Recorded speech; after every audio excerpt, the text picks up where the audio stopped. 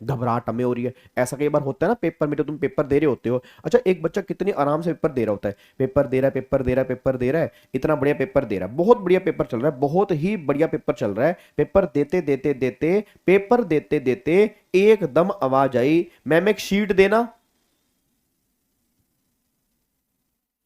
Sheet?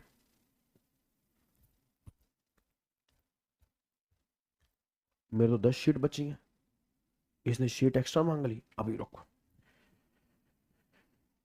हाँ, अब नहीं बचेगा भाई, तो मैम एक शीट मेरे को भी दे दो। अच्छा उधर से फिर आवाज आ गई एक शीट में, अच्छा एक सेकंड रुक जा मैम, 1 शीट मोर, 1 शीट मोर। और हो गया कंपटीशन शीट का। कंपटीशन किसका स्टार्ट हो गया? स्टीट का। पेपर तो क्या भाड़ में, पेपर क्या भाड़ में, पेपर का बन गया फलूदा। अब क्या लिख रहे हैं वो खुद ही समझ नहीं आ रहा, बट लिख रहे हैं, कुछ ना कुछ तो लिख रहे हैं भाई।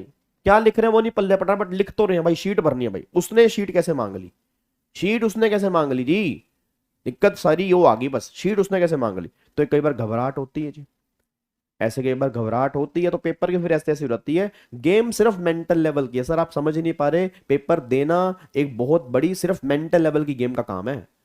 तैयारी वैरी सब करके जा रहे हैं भाई, तैयारी सब पढ़ रहे हैं, सब पढ़ रहे हैं तैयारी, इतने हजार बच्चा पढ़ ही रहा है, और सब टीचर पढ़ा ही रहे हैं, और अच्छा ही पढ़ा रहे होंगे, पढ़ के ही पढ़ा रहे होंगे, ठीक है ना। तो उसमें कोई दिक्कत, बस दिक्कत सिर्फ कहां नहीं है, वो 3 घंटे मेंटल लेवल अगर सही रह गया तो वो गेम जीत गया बस।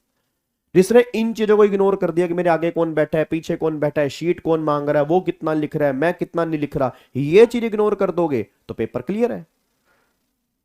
उस टाइम पेपर तुम्हारा क्लियर है जिसके माइंड में इफेक्ट ही नहीं पड़ रहा कि दूसरा क्या कर रहा है, क्योंकि दूसरा क्या कर रहा है इसका इफेक्ट जब हमारे दिमाग के अंदर पड़ता है तब हमारा दिमाग खराब होता है, नहीं तो हमारा दिमाग बिल्कुल सही था एकदम।